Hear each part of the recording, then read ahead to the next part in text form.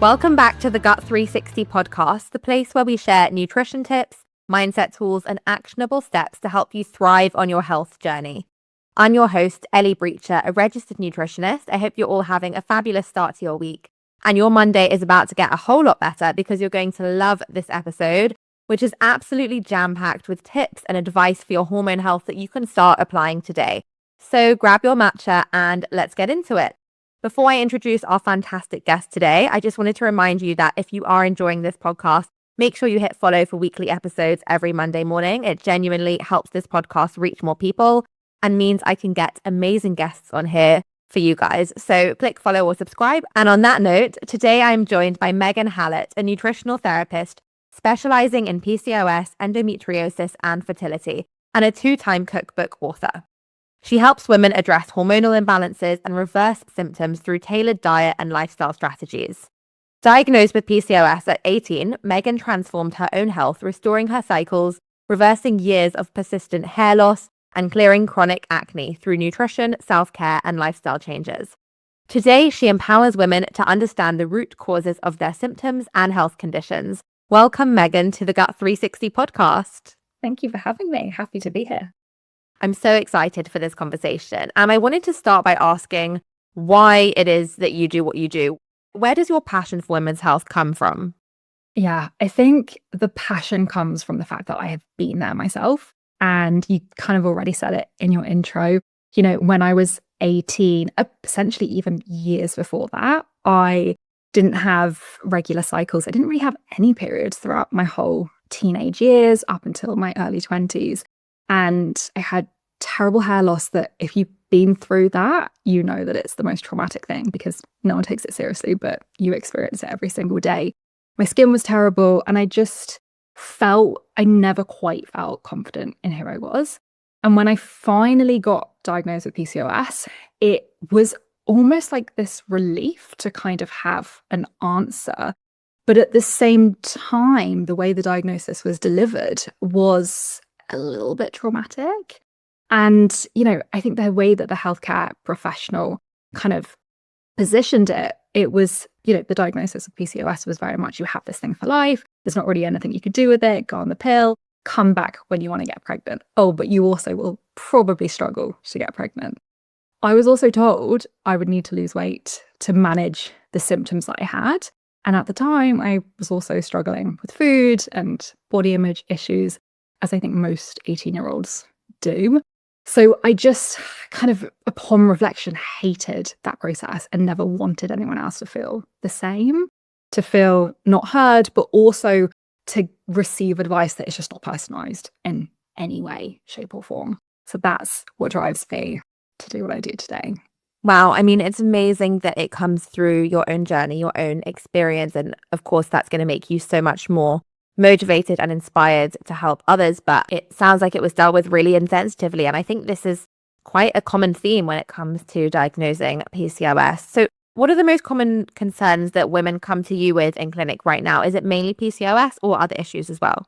Yeah, so I think because I have PCOS myself and I talk so openly about PCOS, the majority of my clients do have PCOS, but not everyone. I also see endometriosis. I see those looking to optimize fertility or struggling to conceive. And I think, you know, I also do have a really big chunk of women who are busy, who are mums, who are feeling incredibly overwhelmed by the sheer amount of information that is out there right now. I also see a lot of bloating and cis kind of symptoms related to stress, so anxiety, mood changes. I also see a lot of low iron, which is a theme that kind of keeps on popping up at the moment. And yeah, just feeling kind of like their hormones are driving their lives. Not feeling yourself, you run up to your period, just feeling like something's a little bit off. I think that last one is so common. And I think there is such a big overlap with all of these issues and symptoms, which can often not just occur on their own. They're often a sign of an underlying cause or something that needs deeper work. I feel like there is more noise out there than ever. So, you know, information, but also misinformation, myths, things that aren't quite true that you see influencers maybe posting about on social media. So How would you help someone to actually cut through that noise and focus on what actually matters when it comes to their hormones? Yeah, I think social media, but also, I remember when I was diagnosed, there was nothing on PCOS. And this is well over 10 years ago. And I had one book that helped me just learn about it. And actually, having one book kind of allowed me to stay relatively calm. Of course, the diagnosis, like I said, wasn't great, but I wasn't feeling overwhelmed with tips and recommendations. I had this one book that just told me what to do. Whereas today, you hear from influencers, you hear from healthcare professionals, you hear all these different opinions. And I do think that most people are just feeling like there's way too much information out there. And I think that, on the other hand, yes, it's frustrating and it can feel really overwhelming. But at the same time, part of me feels like we're looking for answers because there are gaps within healthcare professionals and the way that healthcare professionals are talking about certain conditions. So, again, like me at 18, if you're told there's nothing really you can do, you go and look on social media, you try and find communities to help answer those questions that your healthcare professional maybe can't. Don't get me wrong, there are amazing healthcare professionals, but they don't have the time. We don't always have, they might not have the education specifically in that one condition. Things like endometriosis, the diagnostic criteria and the tools that we have are so flawed. So it's hard to get everything you need from one professional. So therefore, it's okay to go looking for help and recommendations elsewhere. But I do think we need to be thinking a bit more critically about, does this person have an education in this specific field? Is there a research paper on it? Rather than just I did this one thing, I took this one supplement and it helped me for kind of, the way that it's going to work. Yes, 100%. I'm all for asking people their credentials. Where did you study? What qualifications you have? What experience do you have? I think that's so, so important. And for anyone who doesn't know, let's maybe just break down what actually is PCOS and also what is endometriosis and how do they differ? How are they different? Because I do also think that, we don't necessarily get them confused, but there are crossover symptoms. And I think it's good to kind of understand, what is PCOS, what is endo, and can you have both as well? So PCOS, polycystic ovarian syndrome, we are trying to get a rename, and I think it's on the horizon, which is really exciting because it isn't just a syndrome of reproductive health. It impacts your whole body, and you have all of these different systems that play into it as well. So PCOS, essentially the hallmark feature is high androgens. And when you are looking to get diagnosed, or if you suspect that you have PCOS, your healthcare professional will diagnose you based on having two of the three following. So we're looking at high androgen symptoms or high androgens as in testosterone, DHEAS, on a blood test. We are also looking at anovulation or irregular ovulation, so irregular cycles. And the third is that kind of polycystic or kind of multiple follicle appearance on an ultrasound. So two of the three. And I think sometimes where things get a bit confusing is someone may have an ultrasound and not have the polycystic appearance, but have hair loss or excess hair or acne, really struggle with their weight. And then you're just kind of written off. So essentially, you can have PCOS without having polycystic ovaries. You can also have polycystic ovaries without having PCOS. That kind of sometimes can be a little bit confusing, but that diagnostic criteria can kind of explain what we're looking for. Endometriosis is when we have endometrial-like deposits. So the tissue that lines the uterus comes deposited outside of the uterus. And there's lots of different theories as to why this happens. No one's 100% sure. But essentially, with endometriosis, we think that there is this dysregulation in your immune system. And of course, there's a hormone component as well. So estrogen is contributing to that growth and that inflammation. And with endo, we're looking at excruciating periods. We're looking at heavy periods, fatigue, pelvic pain when you are not on your period can also happen. Pain with sex, pain with bowel movements. It's like PCOS, this full body disease. It really impacts everything else other than just your period. I think that's where some of the miscommunication comes. Some healthcare professionals think that it is just a bad period, but it's not. It's way worse.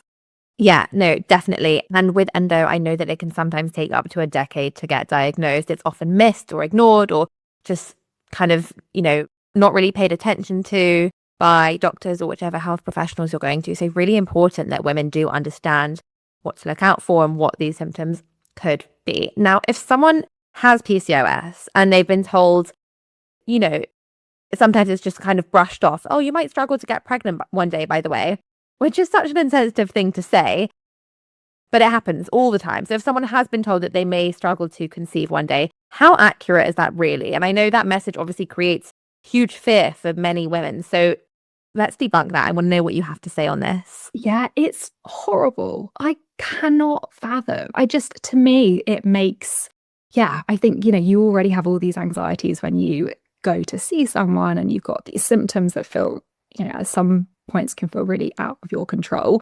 To then say, oh, by the way, this thing that you really want may be difficult. So what we need to understand is the reason with PCOS why trying to conceive or having a baby can be harder than someone else who doesn't have PCOS essentially comes down to the fact that, as we've already said, there can be that irregular or missing ovulation. So each cycle, you have about a 20% chance, 20 to 25% chance of getting pregnant. And that is if ovulation is occurring and if the timing is right. So if you're having sex at the right time. With PCOS, the main barrier is that ovulation, like we have said. So if ovulation is restored, which we absolutely can do with diet, lifestyle changes, medication, if necessary, you're kind of you're on the level playing field with someone who doesn't have PCOS. So restoring ovulation is what it comes down to, essentially. You do have, so those with PCOS have a higher, we're potentially looking at more oxidative stress and more inflammation, which can impact egg quality. And obviously we know that egg quality is also linked to, how long it takes you to get pregnant and staying pregnant. But those things are really fixable through lifestyle changes as well. So tell us more. What are these lifestyle changes and dietary changes? I mean, if someone has PCOS and they want to improve their symptoms naturally, their chances of getting pregnant, they also want to regulate their cycle, how can diet and lifestyle help?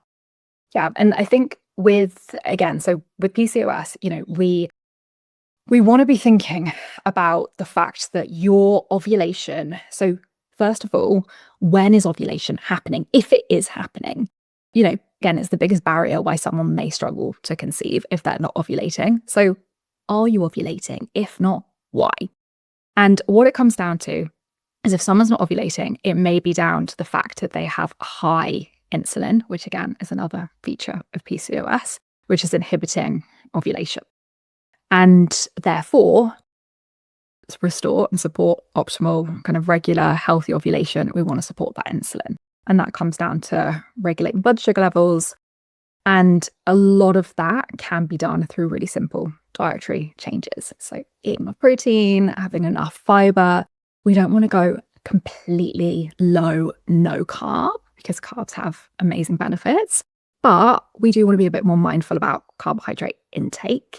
We want to be thinking about your stress levels because your body, ovulation does not happen when you are under significant stress.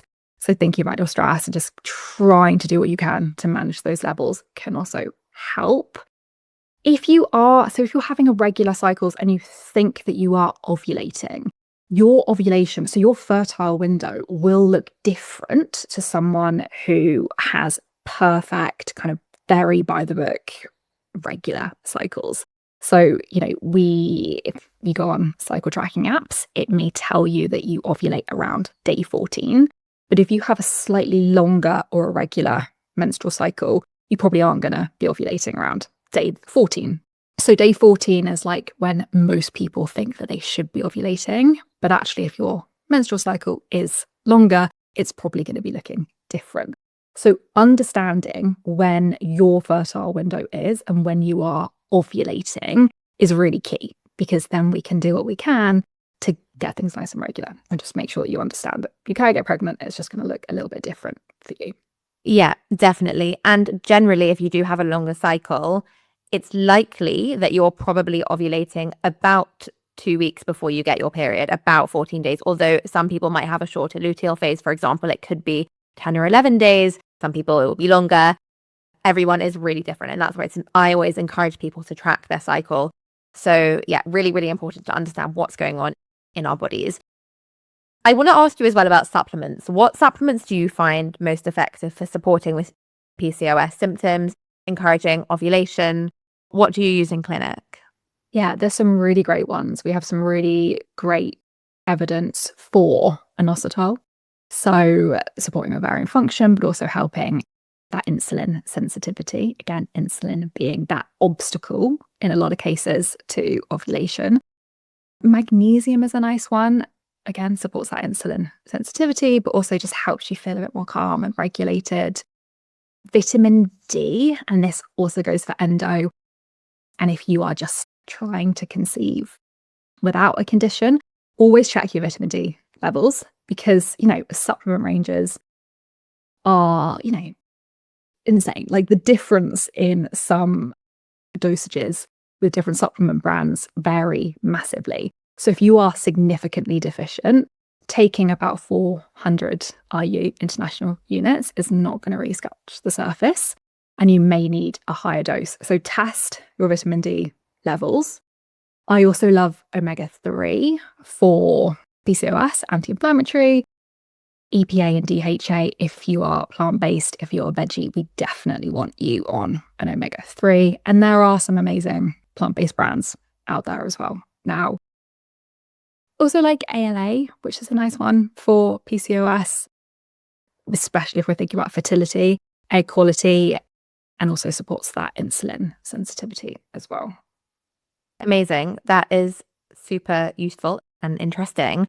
And then what about endometriosis? Does this differ in terms of the dietary changes that you would advise? I mean, what can genuinely help to reduce inflammation and support women with endo? Yeah, so the blood sugar stuff still stands. And actually, I think if you've got PCOS or endo, if you don't have one of those conditions, we still want you thinking about blood sugar balance, because it feeds into your energy levels. If you have cravings, if you feel like, you're a little bit all over the place throughout the day, stabilizing your blood sugar levels can have a profound impact. With endo, so yes, thinking about blood sugar balance, because that in turn supports inflammation. With endo, there's a lot of chatter around AIP, autoimmune protocol, and the perfect diet for endometriosis. And honestly, the perfect diet does not exist. The perfect diet, the perfect way of eating does not exist for endo. What works for one person may not work for you. So I really encourage, if you have endo, to kind of take a bit of a magnifying glass on what feels good and what doesn't feel good.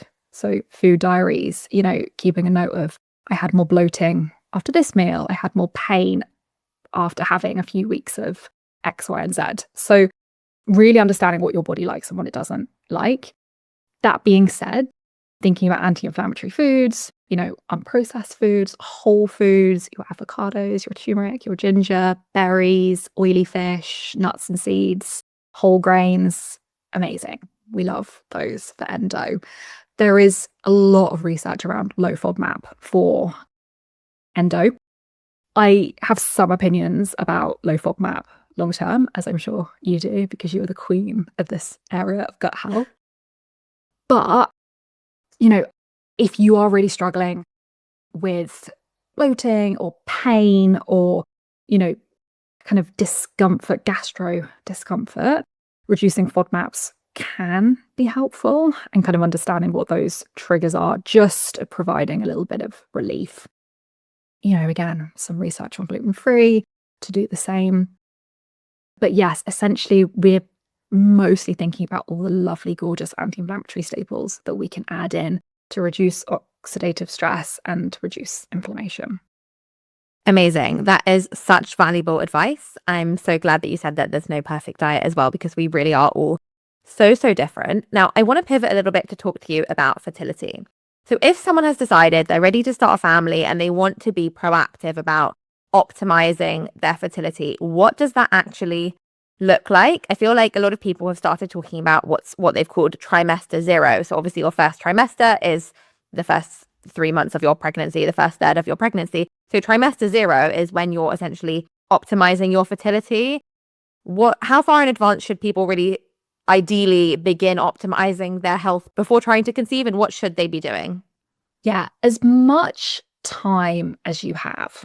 So, and I mean that without that sounding overwhelming, because, if you think at one point you want to have kids, I think that what feels good within you and your body. So moving towards a diet that is, again, full of whole foods, really supportive of, just helping you feel your best, will help fertility. So it doesn't necessarily mean that 3-4 years ahead, you are really thinking about egg quality and sperm health. But eating in a way that makes you feel good and supports your kind of everyday well-being will be helpful. I say, so if you know next year or in the next couple of years, you're going to want to start now, because the more time, the better. Really, 6 months is nice. The minimum is about 3 months to be thinking about optimizing egg quality and sperm health as well. They go hand in hand. We want to be thinking about both egg quality and sperm health. So I would say, you want to be thinking about starting with the basics, making sure you feel good, looking at your diet, any deficiencies, feeling just well-rounded and like you're supporting your body and everything it needs to do every day through your diet and your lifestyle.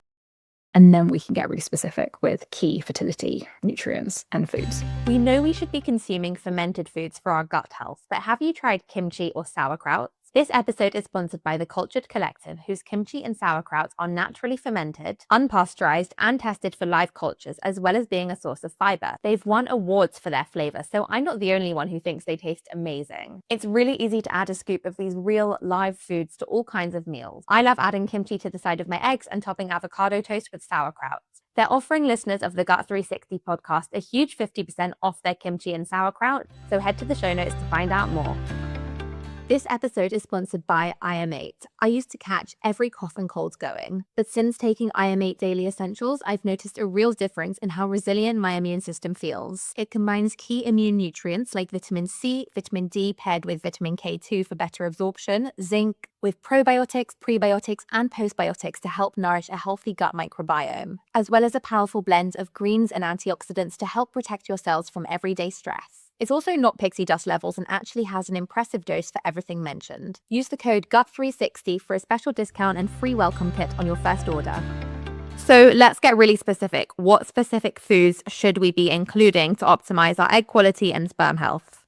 Yeah, so, and what I will say is optimizing your sperm and your egg health has so many benefits. So essentially, we are thinking about I mentioned previously, increasing the chances of conception. And in some cases, we can't factor everything in, reducing the time it takes to conceive.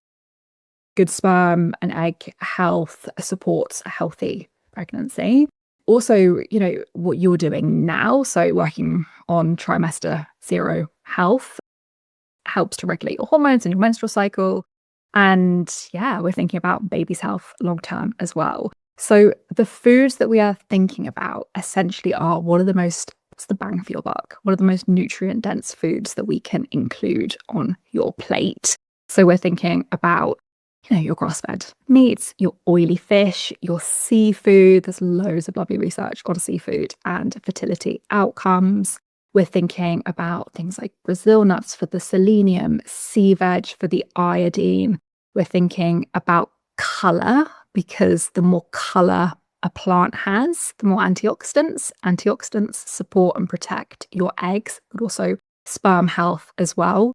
So berries, I love pomegranate at the moment, beetroot, cacao, matcha, green tea is a really nice one. You're literally listing all my favourite foods. Me too. It's the food I eat every day. I'm like, it's easy. Same. But yeah, and I think it's just that, like, food and nutrition should be fun. And if you are having to down this concoction that's just full of things you know you should be having, but you don't really like it, how long can you keep it up for? So if you love these foods, then amazing. You're more likely to do it, be consistent with it. But yeah, I love hemp seeds. I think getting enough protein in is obviously really important as well. But just, yeah, we're thinking about what foods hold the most nutrition, because then we're getting variety of these lovely nutrients that support egg and sperm health. Brilliant. Amazing. And what about supplements? Are there any supplements that you think are genuinely worth considering when it comes to fertility, both for women and for men? Yes. So I would, and again, this is where we can get, I think, social media, Reddit has become a little bit scary because, you see these people who just have these huge lists of 100 supplements that they're taking. You don't need 100 things, but it is smart to have a little stack of a couple of different supplements. So I would say a prenatal. Of course, you can do a multi if that makes more sense, but prenatals are formulated to be a bit more specific for your needs at this point and throughout pregnancy. You can, most brands or most good brands will also do a male prenatal as well, which I always recommend if that's what your setup is. An omega-3 alongside that. And then if you have any nutrient gaps, so let's say you did test your vitamin D and you were low, or you were low in iron, maybe you have heavy periods, maybe you're low in B12, folate, you can then come in and add extra nutrients on top of your prenatal. But we don't really know that until we've tested. You can do probiotics. There's some nice evidence around the health of the vaginal microbiome, which is rich in lactobacillus. But ultimately, if you've got a prenatal, if you've got an omega, and then you're filling in those gaps, that's a really nice place to start. Amazing. Okay, great. And do you see a lot of people becoming overwhelmed by all the fertility advice online? I mean, I do feel like sometimes women can go a little bit overboard or feel like they have to be perfect and do everything and tick every single box every single day. What are your thoughts on this? Yeah, I'm in two camps with this because I think that, we as women, a lot of us, not all of us, but a lot of us have, and the two camps are do everything, like you said, but also don't worry, like you don't need to do anything. It will happen. And as with everything in health, the magic is in the middle ground. The magic is in the middle. Yes. It's very normal to feel anxious and it's very normal to worry. I think that, again, not every woman, but a lot of us have been brought up with this idea of motherhood kind of following us around. We're given dolls. We have conversations with our friends about this. So I think it's very normal that if you get to this point, you want to try and do everything. I think what we have to be conscious of is, do we then do things that are potentially dangerous or also expensive and unnecessary? So it's okay to want to do it all, but quiet some of the noise. This is where I think working with a healthcare professional can be amazing, because we can help you quiet some of that noise. But also, think about, right, well, is this thing relatively easy to do? Are there any dangers around taking it? What's the cost? For example, there's no research on keeping socks on in bed to warm your feet when it comes to fertility. But that's something that people are doing on social media. It's free. It's easy. It's not dangerous. So why not? But if there is a supplement that you're not quite sure about, or even a medication that's, over the counter that you've been told will help, if it could potentially be dangerous, that's when I think we need to kind of, again, put those critical thinking heads on and just take a step back. Wow, Megan, you are such a fountain of knowledge. Thank you so much. Now, we finish every guest episode with a quick fire round. So are you ready? I am, yeah. What is something that seems healthy but often backfires for your health? Fasting. In my opinion, I think our bodies need to be fed and well nourished. Yes, I agree with you. And you're not the first person to answer with that. So Good. yeah. Good. What's one habit that you see clients struggle with the most? I think like splitting up their supplements. I don't know if anyone will have said this, but we're very good at taking everything in one go with breakfast. But when it comes to taking something with lunch, taking something with dinner, people struggle. And sometimes this can be really useful to making sure we're getting everything and we're absorbing everything. Interesting. What is one healthy habit that people can start implementing today? Go for a headphone-free walk. Just go outside and go for a walk. Don't listen to anything. I need one of those, like now, like after this podcast. Yeah. So what are we going to do? What's your favorite gut-friendly food? Kiwis. I love kiwis. Right? Prebiotics. They help like healthy bowel movements, sleep, vitamin C. I love kiwis. I love kiwi skin as well. I know people find that really weird, but yeah, so good. Full of fiber. What is one nutrition myth or wellness trend you wish would disappear? I really have an issue with like reset culture. So always restart, so like kickstart or reset. I think that if we didn't have such convoluted wellness routines, we wouldn't always need to restart every season. So I struggle with that. I think foundations are really important. Agree. I swear I see people on Instagram who their entire brand is like reset for the day with me, reset for the week with me. It's like, why do you need a reset every day? Yeah. And if you do fall off, which you shouldn't fall off, it's your life, then just bring things back slowly and get back into the swing of it. Definitely.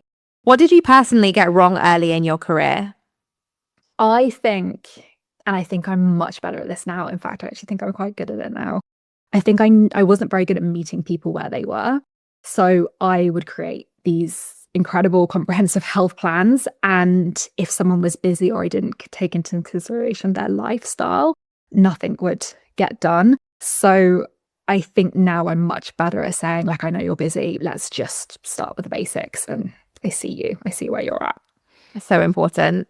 And what's one healthy habit that you're still working on? Like meditation. I can't. Like I try. I meditate in other ways. I'm creative and I try and do other forms of relaxation. But I can't. Let's finish with a few fun ones. Coffee or matcha? Matcha. I knew you were going to say that. What's your favorite coffee shop? Because I hate coffee. We have loads of really good ones in Bath. Correct is a good one that my husband likes, but I love Matcha Thing, which is a matcha bar, which is amazing. Good. I need to do a trip to Bath just for a matcha bar. Good. Yeah, very good. Overnight oats or eggs on toast? Eggs, always. If you could only do one type of exercise for the rest of your life, what would it be? Weightlifting, definitely. Yeah, so many benefits. And lastly, what is one word that you associate with a healthy gut? Diversity. I'm sure I'm not the first person to say that. You're definitely not, but it's because it's so true. It's so important. It's amazing. Thank you, Megan, for being a guest on the Gut 360 podcast. Where can people learn more about what you do and get in touch with you? Yeah, so I'm on Instagram, Megan Hallett Nutrition. My website's meganhallett.com. And I have a couple of books which are both on Amazon, PCOS recipe book and The Happy Balance. Fab. Thanks so much for your time, Megan. And thank you guys for listening to today's episode of the Gut 360 podcast.